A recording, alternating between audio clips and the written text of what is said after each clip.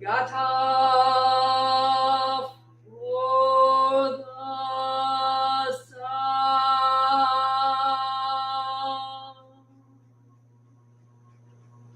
of the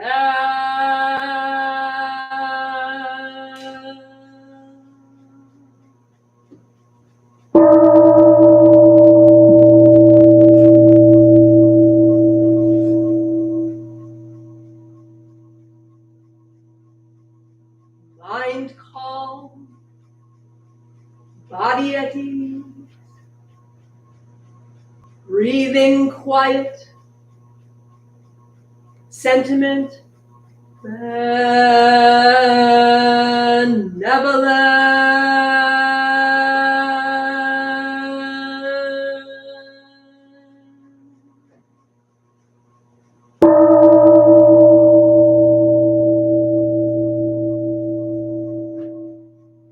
Dharma friends, sitting still in vital silence,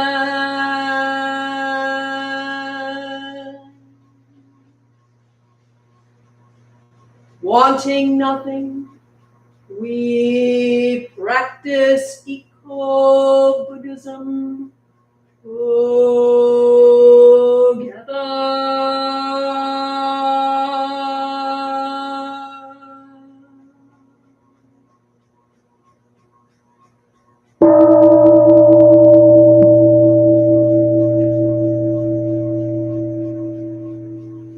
The sound of the temple bell booms for all to cease from conflict.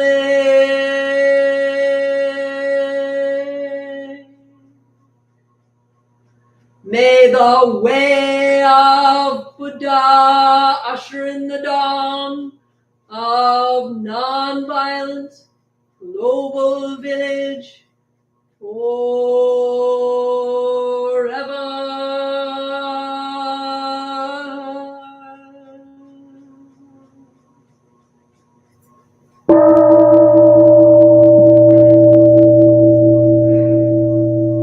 Here is the after sound of the bell.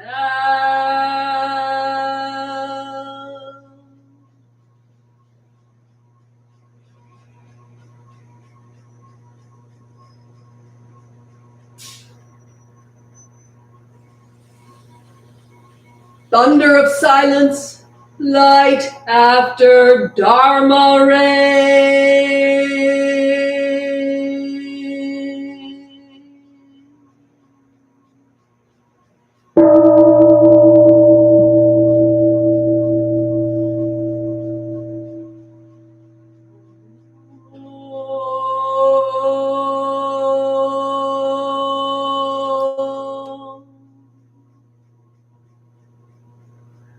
Amoga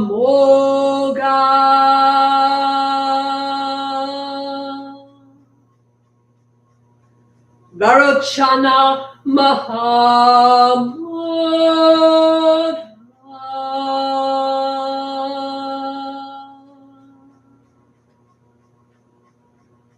Mani Padme Jvala Pravartaya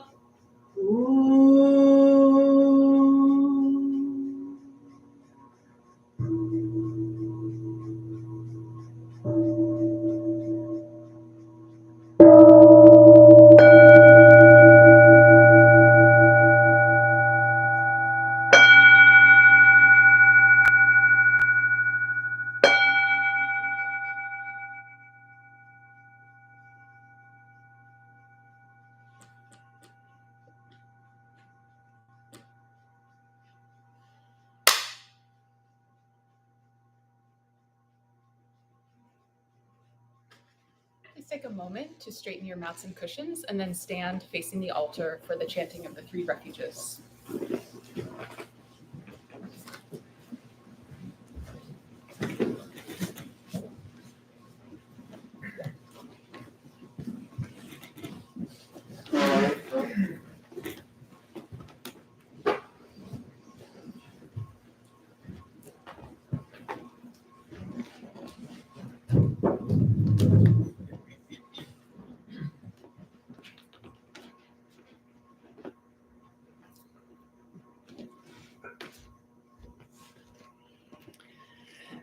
So we will first take refuge in Buddha, Dharma, Sangha in Sino-Korean, in keeping with our tradition, and then a second time in English. So even if you do not know the words of the chant, just throw your voice in with the sound as best you can.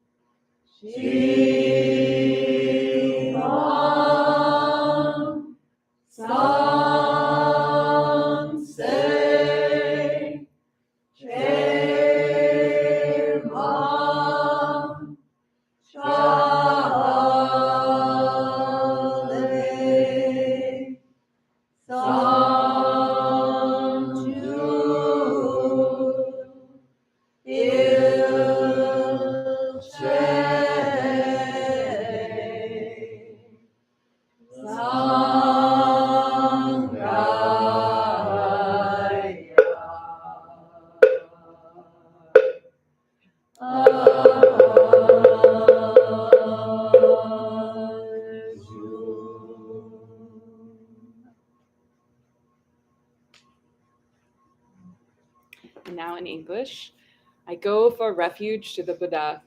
I go for refuge to the Buddha. And resolve with all beings. And resolve with all beings. I will cultivate a heart of enlightenment. I will cultivate a heart of enlightenment. And realize the great way. and realize the great way.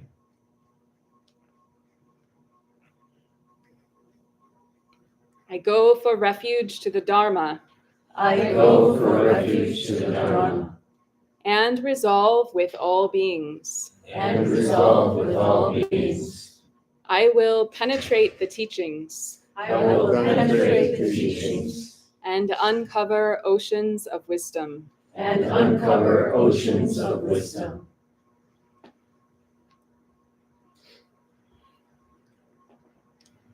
I go for refuge to the Sangha I go for refuge to the Sangha and resolve with all beings. and resolve with all beings. I will seek peace and happiness for the many I will seek peace and happiness for the many and transform this world into Buddha lands unimpeded. and transform this world into Buddha lands unimpeded.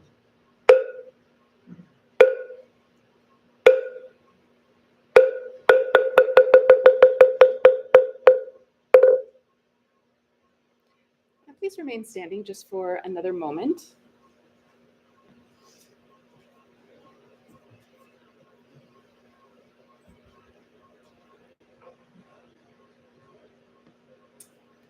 For our ancestor appreciation, on this 18th day of August 2024, we acknowledge that this land where our temple buildings stand has been the home of Native peoples, the Potawatomi, the Odawa, and the Ojibwe, the Council of the Three Fire Tribes, and also of Black Americans. We know that this neighborhood used to be a historically Black neighborhood during times of racial segregation and oppression. For our own awakening and for the awakening of all life, may the benevolent energies of our meditation, chanting, and full presence here at the service this morning extend to all beings on this planet and throughout time and space. May there be deepening of our interbeing. May peace prevail and wars cease. And then facing the altar, making 3 vows.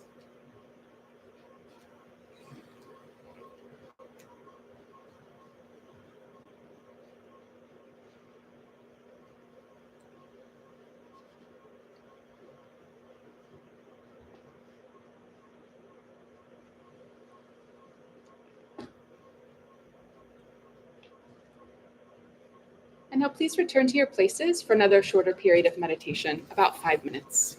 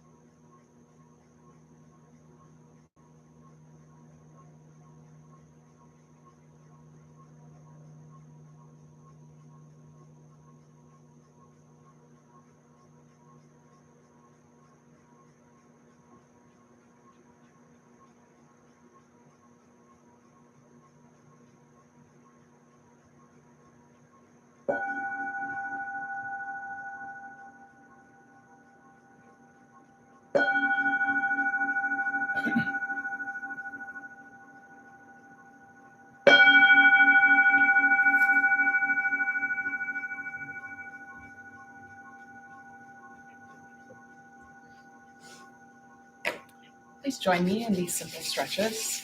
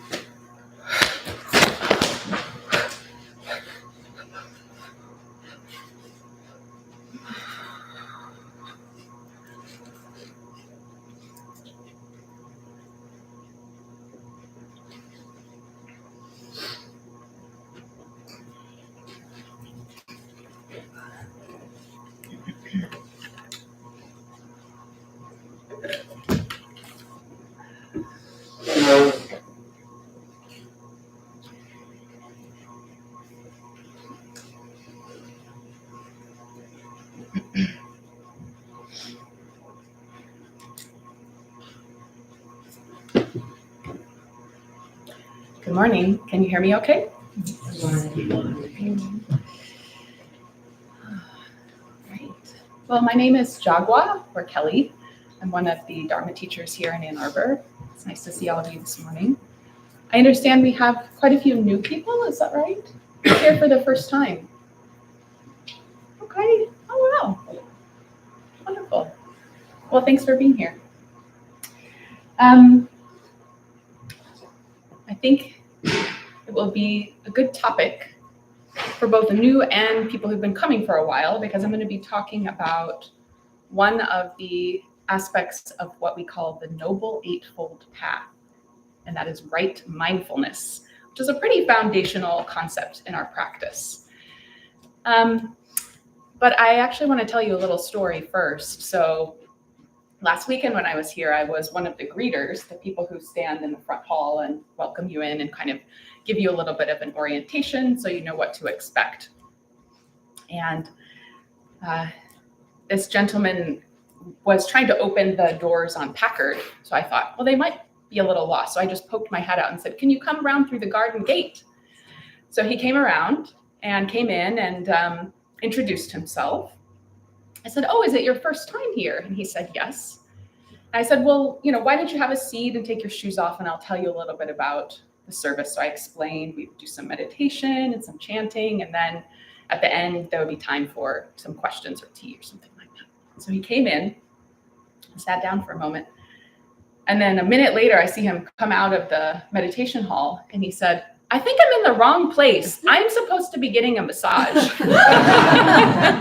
I said, oh, well, you want to go one door down then. Because the next business over is the relax station. But I just was so touched that he so patiently listened to the orientation and then was like, I think I'm in the wrong place.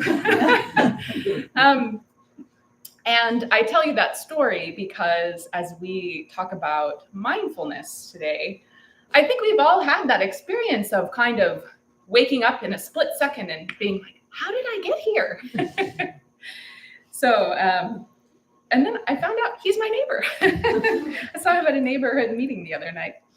So last time that we were here together when I was sitting here, we spoke a little bit about the Buddhist precepts, the basic moral guidelines of our practice, and sort of the concept of how do we treat these as vows that become sort of these guardrails that we can relate back to during times of maybe difficult challenges in our lives.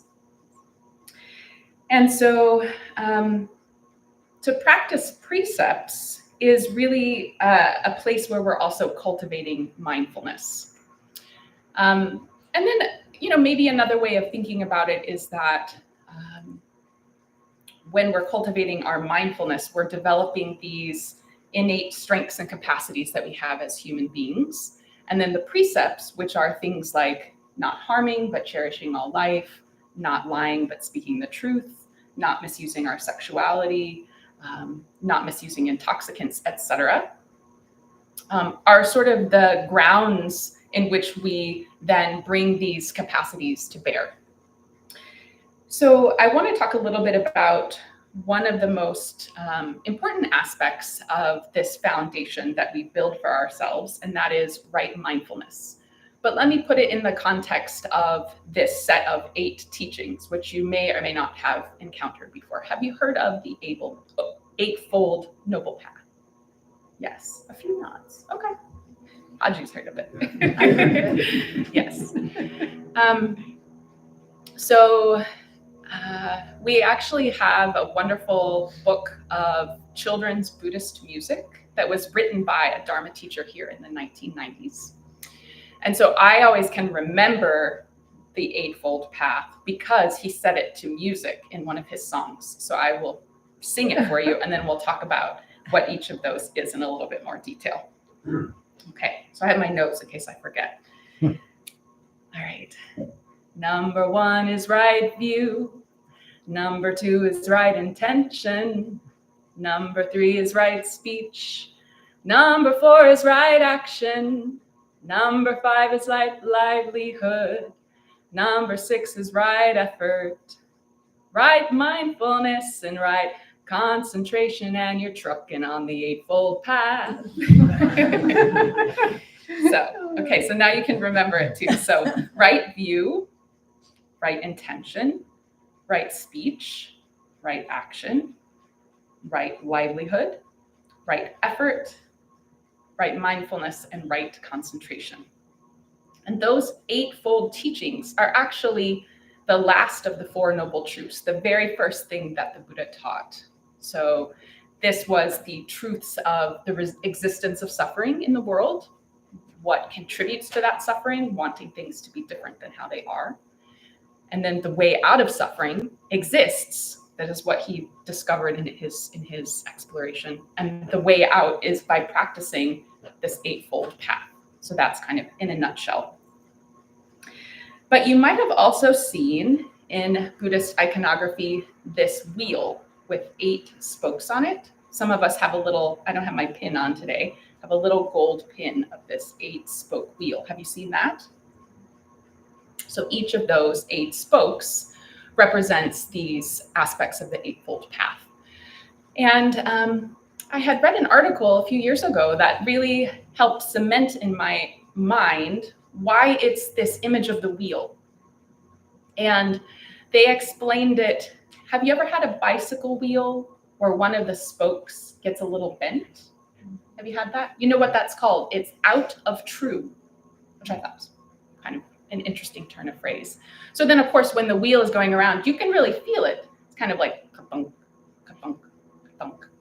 So the Eightfold Path helps us see what aspects of our life, in these areas that we might be practicing, is a little bit out of balance. We need to bring it back into true.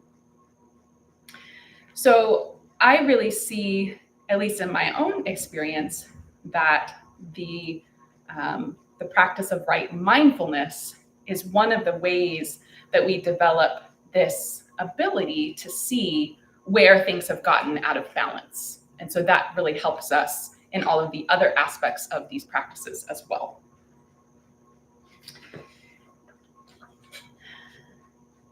So one of the things that I had kind of rediscovered recently is when I was revisiting this book by Thich Nhat Hanh, The Heart of the Buddha's Teaching. This is a really wonderful book, especially if you are new to Buddhism, because he very clearly defines what some of the basic teachings are. And in the section on right mindfulness, he had a part that I didn't remember when I had read it the first time that I want to share with you, and that is what he calls the 7 miracles of mindfulness. And they're quite lovely. So the first miracle of mindfulness is to be present. He gives the example of to touch deeply the blue sky, the flower, the smile of a loved one. So being present. The second miracle of mindfulness is to make the other present too. The sky, the flower, our loved one. The third miracle of mindfulness is to nourish the object of your attention. Let me read you the part about that. When was the last time you looked into the eyes of your beloved and asked, "Who are you, my darling?" Don't be satisfied by a superficial answer. Ask again, "Who are you who has taken my suffering as your suffering, my happiness as your happiness, my life and death as your life and death?" So nourishing the object of your attention is the third. The fourth miracle of mindfulness is to relieve the other's suffering. The fifth miracle of mindfulness is looking deeply, shining the light of mindfulness on the object of your attention, and at the same time, shining the light of mindfulness on yourself. The sixth miracle of mindfulness is understanding. When we understand something, often we say, "Oh, I see." The seventh miracle of mindfulness is transformation. So, do you remember them all? To be present, to make the other being present, to nourish the object of your attention, to relieve the other's suffering, to look deeply, to understand, "Oh, I see," and to transform.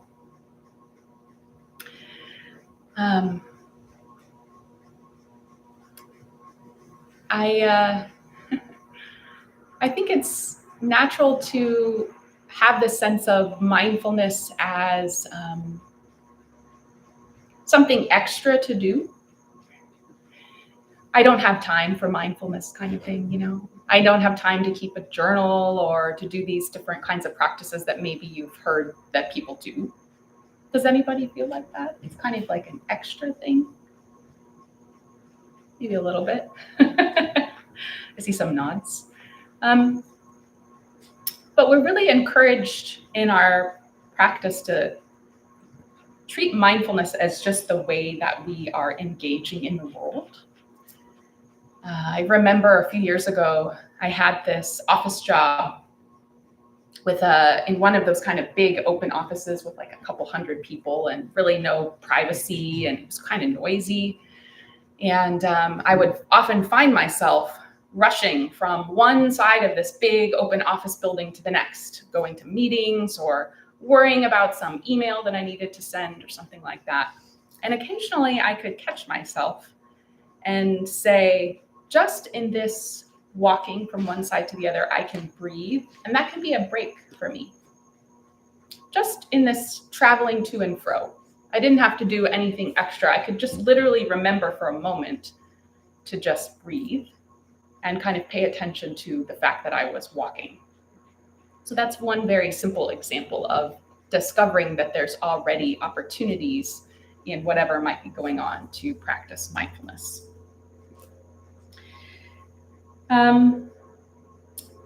And the other maybe challenge that we might encounter with mindfulness is that when we start looking more deeply, maybe we don't like what we see in there, what we see and experience. We become more aware of the ways in which we are not really attuned to the situation. Someone that we care about, we had a harsh word because we weren't even thinking. Or we didn't take care of something at home and then it really got out of hand and now there's more work for us because we just ignored the situation.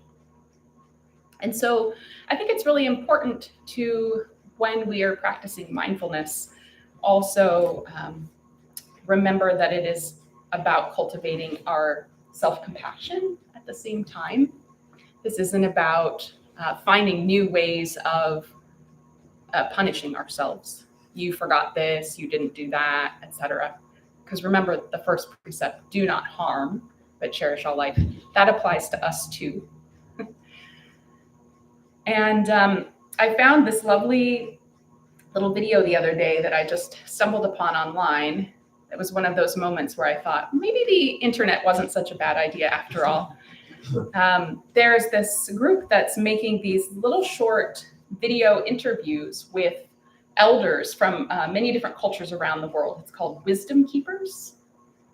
I just happened to stumble across this video. I wrote down the man's name, Jerry Thomas, who is a Hopi Diné elder from Flagstaff, Arizona.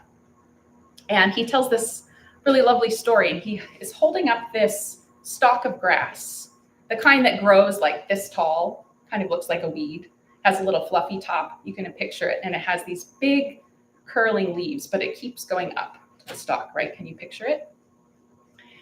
And so the story that he tells is, you know, when I was a little boy, my grandparents asked me, do you know who you are?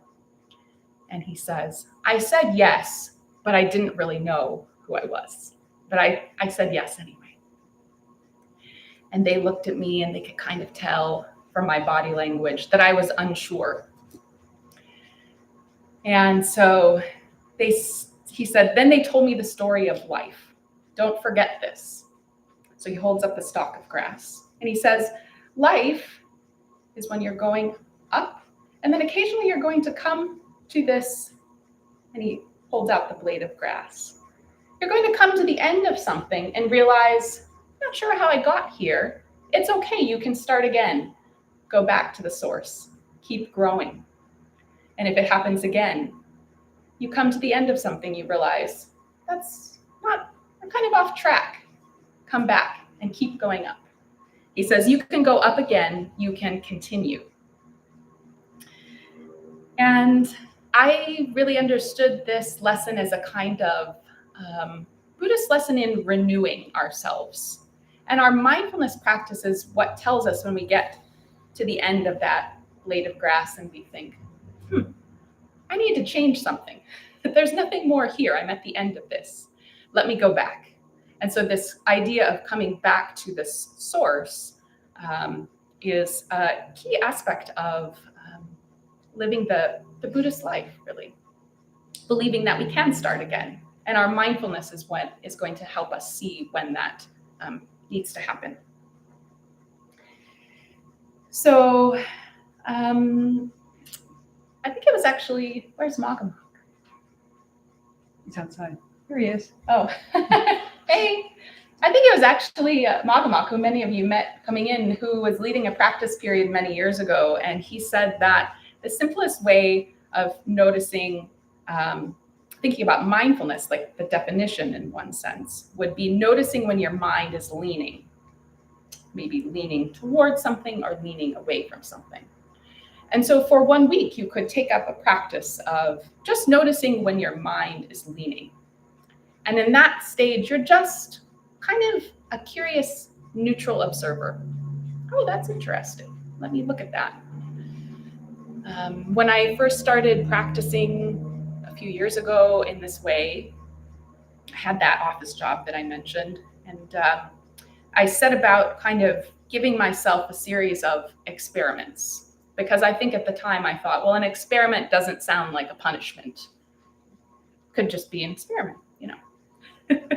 So I had noticed in my exploration that in meetings, I often was the first person to talk.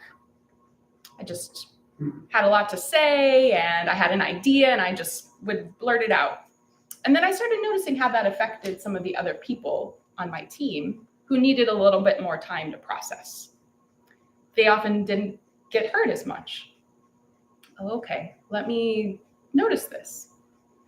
So I gave myself the experiment for a month of any time that I could really pay attention to not be the first person to speak in some type of meeting situation and just see what it felt like. And it was interesting because other ideas were heard more often. And while I had to kind of break this habit a little bit, nothing bad happened. It was all actually really interesting to see what other people had to say. And I felt like I could relax a little bit and just be a better listener. And I did other small things like that for a few years, really. I need to get back to my experiment practice. I work from home now, so I don't have as many people in my daily life. I work just on the computer, but I kind of miss that. It's a very fertile ground. But one of the other practices that I remember from that time was because as I mentioned, I was kind of traveling through this large building a lot with other people. I would notice if I was going to arrive at an entryway around the same time as another person, I would pause and invite them to go in front of me or hold the door open for them. So in some ways, they were kind of humility practices. So those are just a few examples of something very simple from daily life. And again, just with the spirit of first developing some curiosity and compassion for yourself, seeing, oh, that's an interesting habit that I have. Let me just kind of observe it. And then in the spirit of, let's see what happens if it's a little different, than defining some kind of mindfulness practice to discover a different way of being in that same situation. So there are wonderful little books like this one, How to Train a Wild Elephant, that is many chapters of individual mindfulness exercises. You can, of course, get ideas from books like that. But I thought it would be helpful today, and because we have some new folks who maybe haven't met other members of the community before, to devise our own mindfulness practice that you think would help you discover something in your life. So I'm going to suggest that we do this in groups of, let's say, 3 people or so. And so just in a moment, I'll have you get in groups of 3, and then we're going to just sit together for the first minute or 2, and I'm going to talk a little bit about connecting in with our body, because that is an important way that we can develop some mindfulness capacity. And then I will lead you through a little activity and we'll see how it goes. Okay, so once you have a group of 3, just put your finger in the air and be silent so that I know that everyone is ready. And you can get up and move around the room if you like.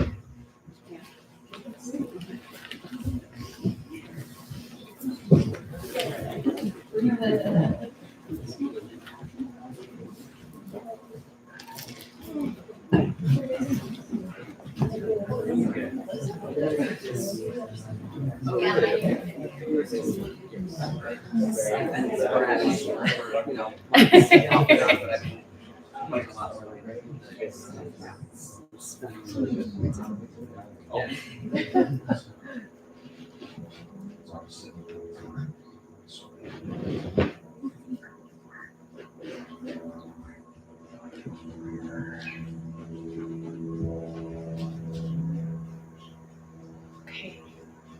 Okay, so just make sure that you're sitting in a position that you can sit in comfortably for about a minute or so.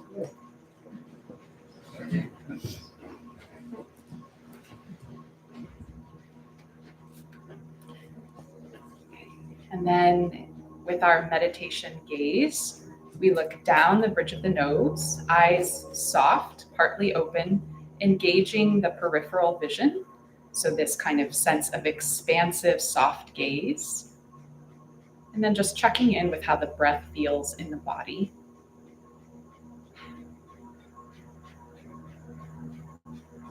Just your normal, natural rhythm, not trying to control or change anything.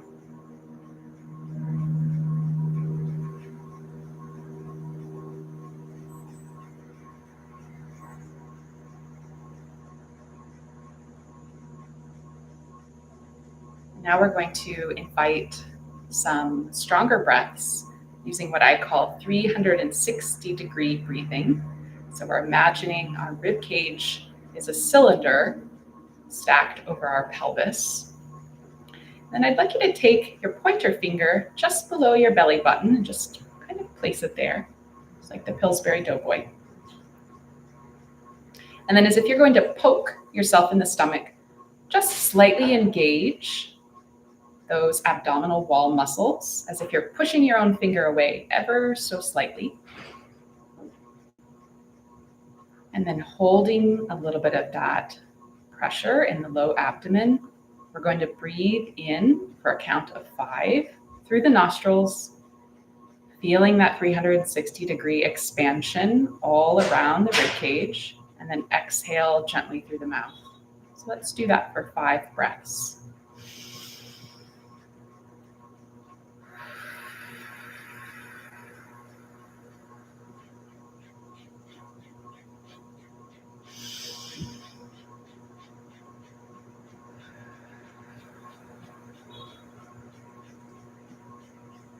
That little bit of pressure in the abdominal wall can sometimes help the breath expand, especially in the back of the rib cage and in between the shoulder blades. So see if you can feel that as you're breathing.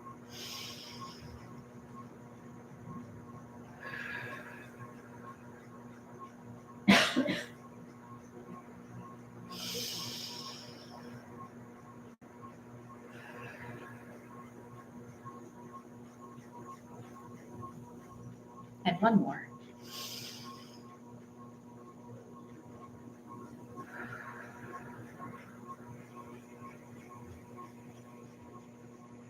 And then releasing that abdominal wall tension. Releasing any tension you're holding in the body, in the hands, in the face. And allow your eyes to close.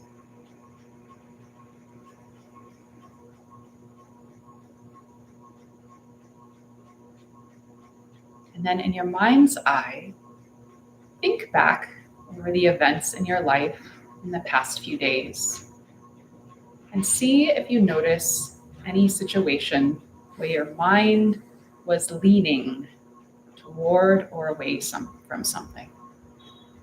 There was a little bit of friction, attachment.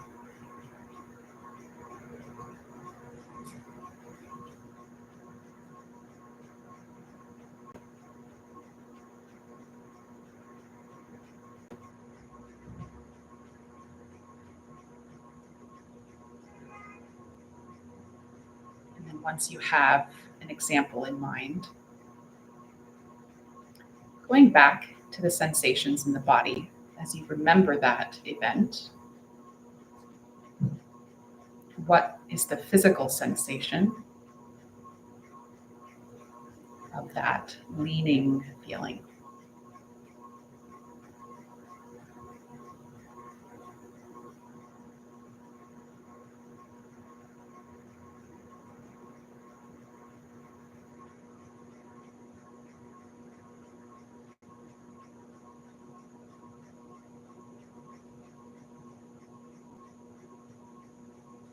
And then if you imagine something that would help you come back in similar situations in the future, what is a practice that you might design for yourself? It seems like it would help with that situation.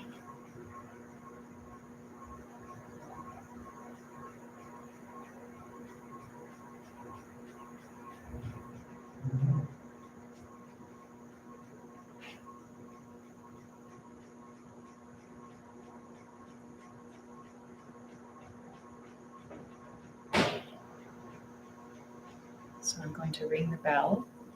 And it's okay if you're not sure what your practice might be. But if you have an example in mind to share with your small group, perhaps you can invite the wisdom of the group for some ideas, or you can share what idea you came up with and discuss a little bit amongst yourselves.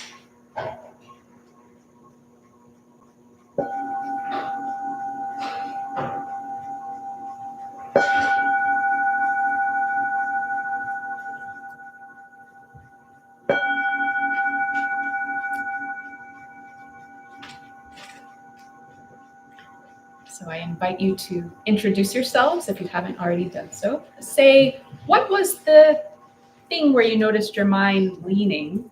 And then did you have any idea for a practice or an experiment that you might give yourself around that thing that you noticed? Okay.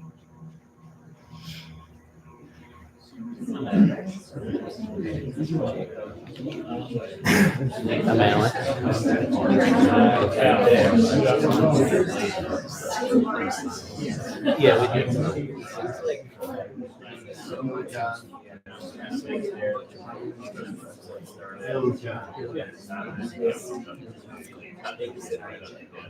I was having some. I was thinking about some challenging conversations I was having this week.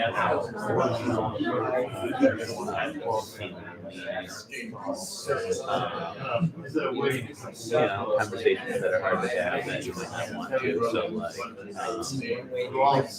opening up a little bit more and be like, how does that kind of an honest way I guess it would help with that. So one is we were at a group.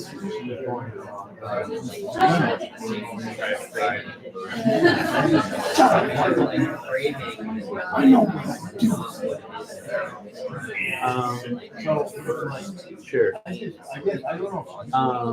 I can feel myself to me. Very intentional. How I can make sure being very clear.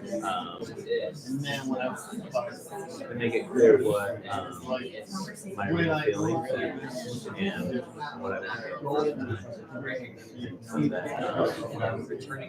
they don't mistake it for something else or maybe they still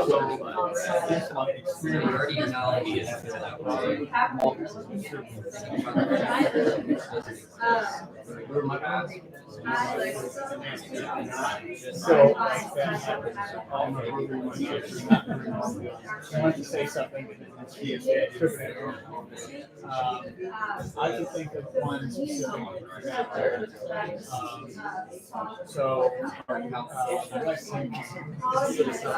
She's up for 4 hours,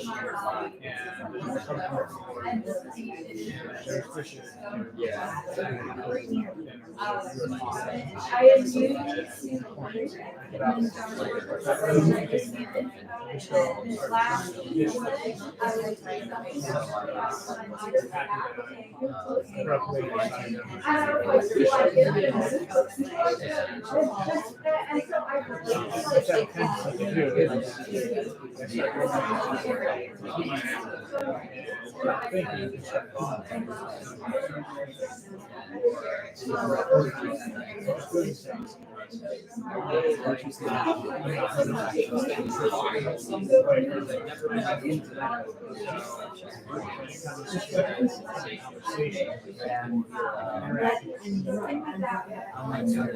Focus more on listening, and maybe actually trying to close something to the conversation, to acknowledge that the conversation that could address. Maybe it's every topic thing. Okay, I would like to make sure. I don't know, it's weird. I don't know how you do that, Larry, because I don't know how you do it. But I think there's something that I want is like how do I end the conversation to make sure that entire conversation being free for the conversation and that we're so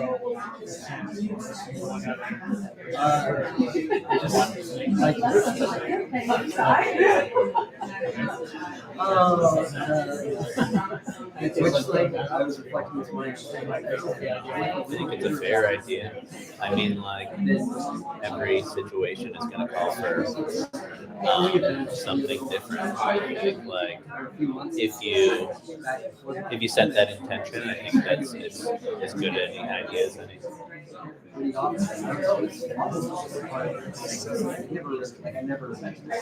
Very rarely did I make a move that but it was still a nice evening.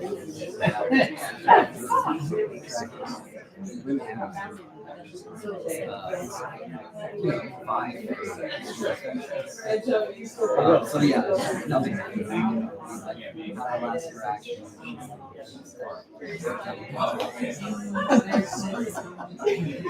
But yeah, it was interesting. This morning, you're keeping my relaxing.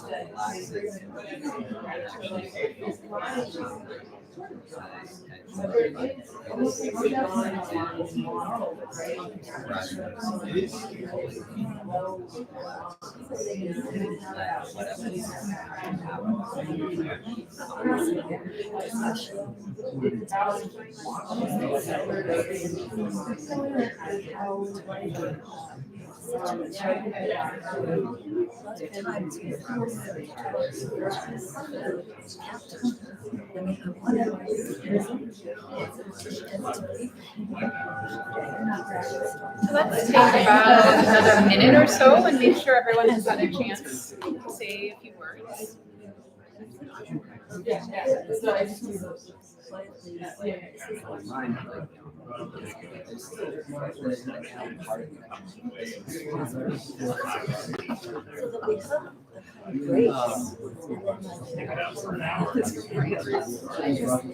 Stop.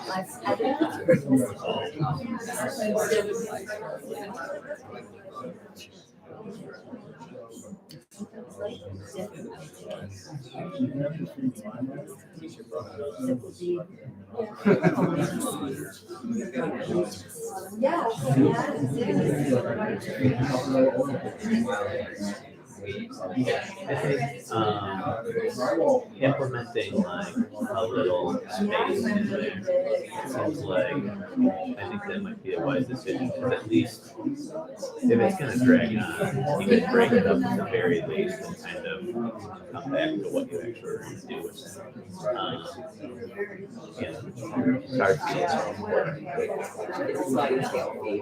It's hard. It must be hard to be so important.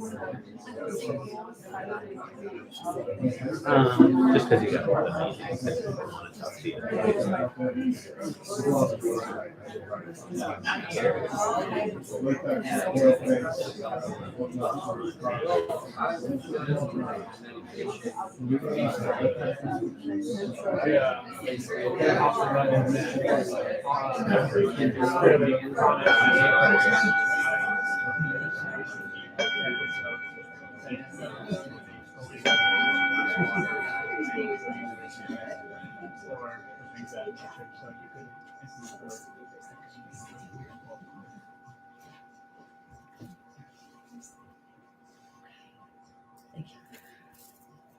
like a lot of really good conversations. So would anyone like to share an example or two of the mindfulness practices that people came up with? Maybe we will get some ideas from each other.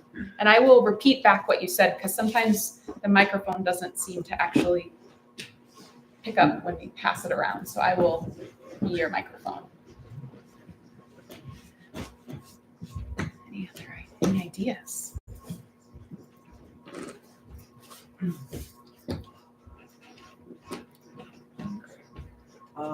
Pausing, I was mentioning that I get caught up in the moment sometimes, so swept up that I forget that I have options, and you're just acting on instinct or emotion. But when you pause before you do anything else, just pause, you just realize there's infinite possibilities in a pause, and that you have options. Yeah. So just pausing and recognizing what options you have in the situation. How will you know when to pause? When I'm with my mother. Just, when I can feel my breathing getting short, Okay. My chest getting tight, that's a definite sign to just take a moment and return to breathing. Okay. Thank you. Did you have one too? Yeah, I've noticed that the times when I feel most present and feel very joyous is when I'm around people. But I feel like as an adult, it's a lot harder to make friends and to reach out than it is when you're still a school age. So my mindfulness practice that I want to take on is to every day put myself at least a little bit out of my social comfort zone and try to do something to connect with a stranger. Okay.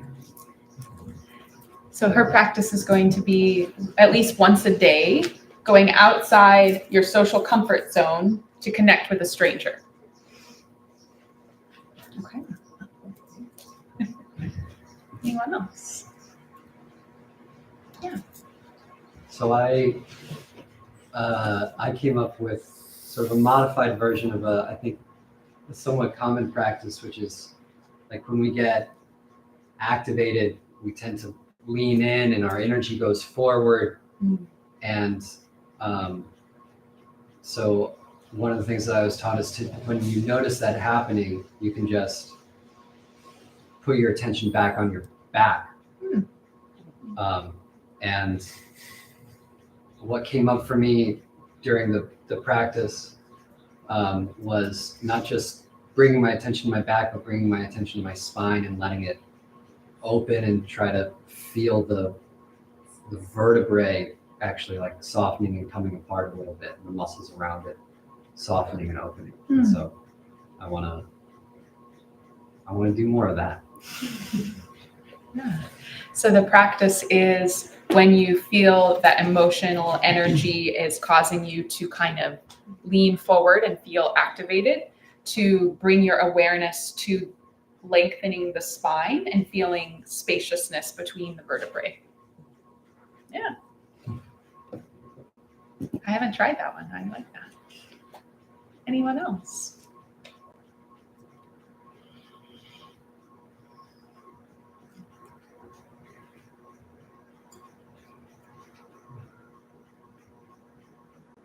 Okay. Well, that's a good start. So now you have something in mind. You can see what happens if you just do that for even 1 week.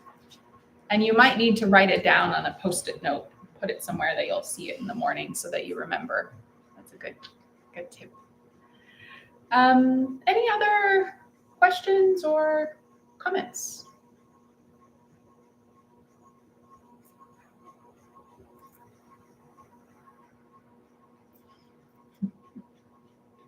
Okay. Well, thank you so much for participating.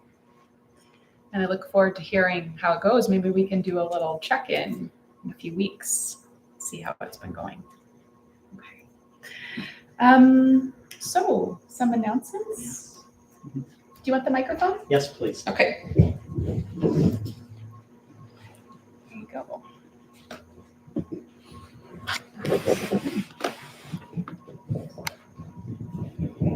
Okay. Okay, good morning, everybody. Morning. My name is Magamuk, and first of all, I want to give credit to that idea for noticing when your mind is leaning. It comes from a really great book called Buddhism Plain and Simple, and the author is Steve Hagen, Hagen. Wonderful book about Buddhism. And he talks about noticing when your mind is leaning towards something that is desire, or leaning away from something else, in other words, aversion. So that's a really powerful idea.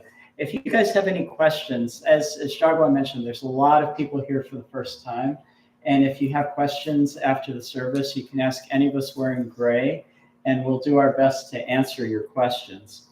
On the table right outside this door is a sign-up sheet if you're interested in receiving our weekly email bulletin. So we put some announcements about what's going to be happening around the temple into the email bulletin. We send it out once a week. And you're also welcome to take a copy of this schedule. This lists some of the things I'll be mentioning, and it's the only one that's pink. So it's like when you fill out those papers that are you press down hard with the pencil, and it fills out like 3 copies at once, carbon copies, and then you give the pink to the people. So the pink one is the one you want. So a couple of things coming up. We have introductory meditation courses that we offer here that go for 5 consecutive Thursday evenings from 6:30 to 8:30 p.m. And so the next round of that will begin on September 5th. And then we also offer yoga classes. Those are on Tuesday evenings beginning September 10th from 6:30 to 8 o'clock. Yeah. I'm pretty sure that the introductory course starts on the 12th. Okay. I don't know. So Mom told me that. we'll We'll get back. we'll check on that and get back to you. Yeah. Whatever is a Thursday evening. And then we offer some retreats. We have a 1-day retreat coming up on November 23rd, which is a Saturday, from 9 a.m. to 5 p.m. And the retreats consist of periods of sitting meditation, walking meditation, work practice, and vegetarian lunch.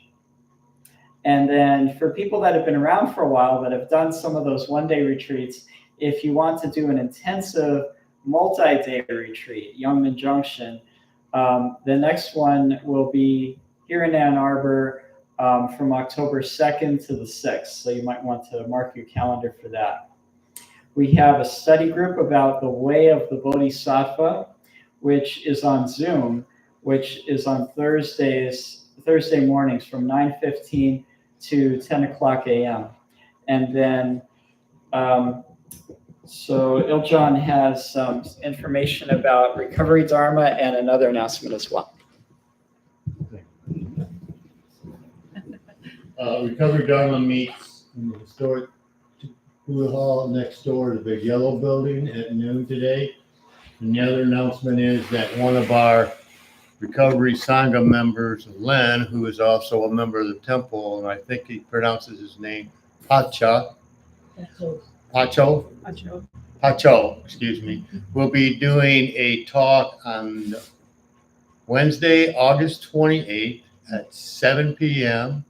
on the Recovery Dharma Zoom link, which you can find either in the newsletter, and I think it's also on the temple page. If it's not, see me and I'll make sure you get it.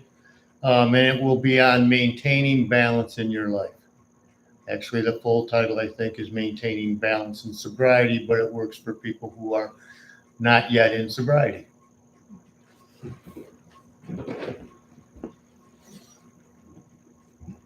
Got it.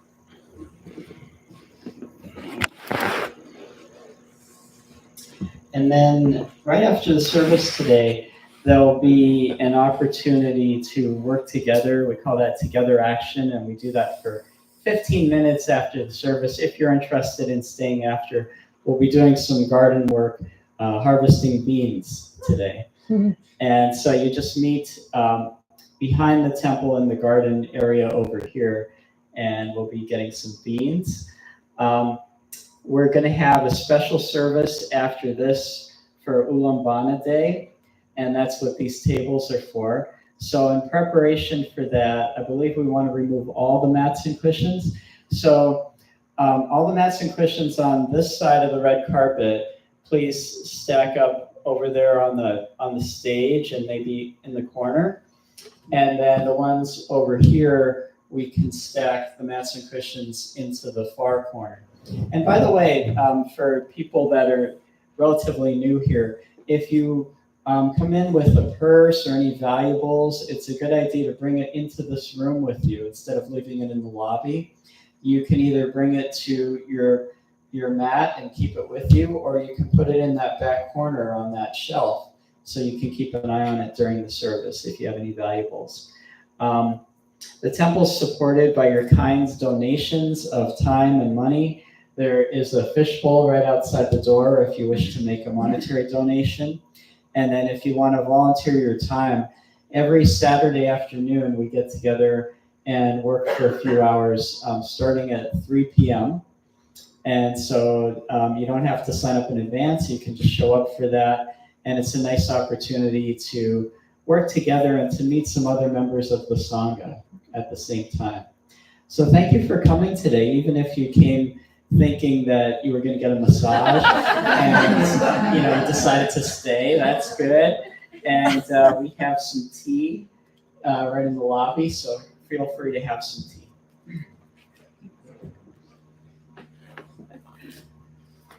Okay, so let's finish with the 4 great vows before we do our 3 vows in front of the altar and then put away mats and cushions. So please repeat after me. All beings, one body. All beings, one body. I vow to liberate. I vow to liberate. Blind passions, one root. Blind passions, one root. I vow to terminate. I vow to terminate. Dharma gates, one mind. Dharma gates, one mind. I vow to penetrate. I vow to penetrate.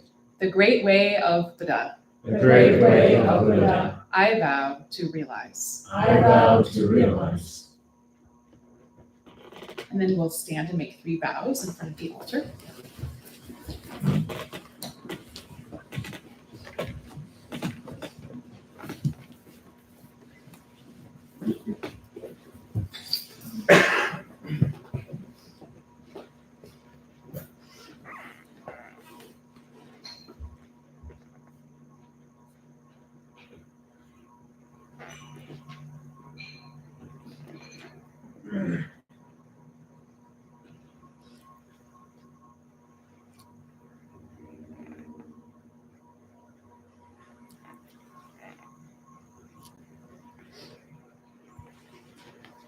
Thank you for your help in putting away mats and cushions. And if you are participating in Ulambana Day, please come back in about 10 minutes. It will be here in this room.